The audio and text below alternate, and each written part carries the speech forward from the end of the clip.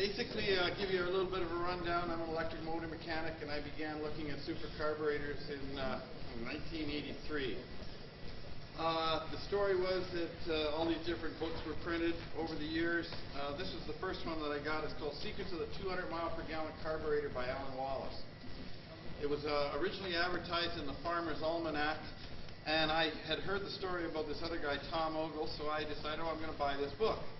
Well, looking at it, the book, it has a variety of designs, and they're all different type of a vapor carburetors.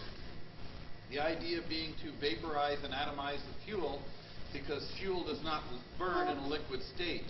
Even though the regular carburetor and fuel injection system administers the fuel in a liquid state, it only burns in a vapor. So I began researching with this technology and building things, and I started on, I had a first car with a 74 Hornet hatchback, 6-cylinder, 232 cubic inch. I put a vaporizing system on it. I fully vaporized the gasoline, and it only got like 10% better gas mileage running 100% vaporized gasoline. And while I was doing the research to find the simple thing like, what is the boiling point of gasoline? Because it's a simple question, nobody knew the answer. You could ask 100 mechanics what the boiling point of gasoline was, and nobody knew. Basically, the gasoline does not have a boiling point, it has a boiling range.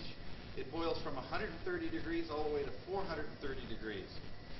Well, looking at the different things of what I had done and had this pure vapor running in the car and I didn't get any gas mileage, in my research to find the boiling point, I read in the encyclopedias and different books on oil refinery about the fact that when they take oil, they refine it and they crack it and they change the molecular structure.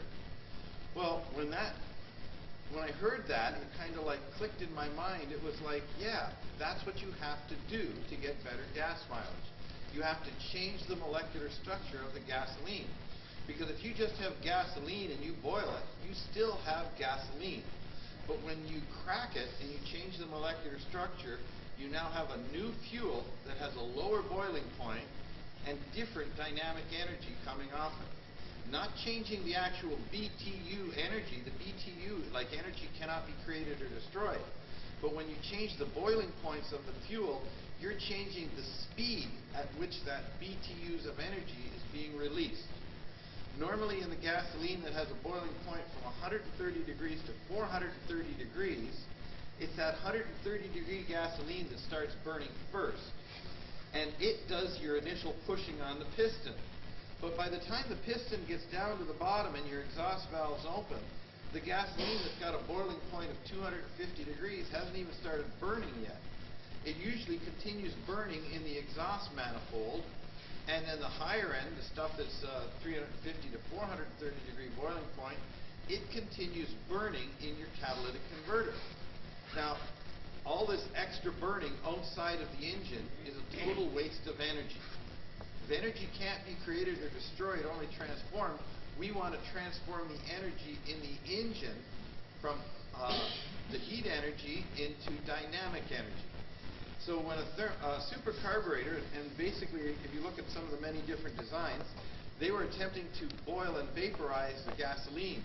But what they were doing in their process of boiling and vaporizing it, they were actually cracking it, changing it into the natural gas.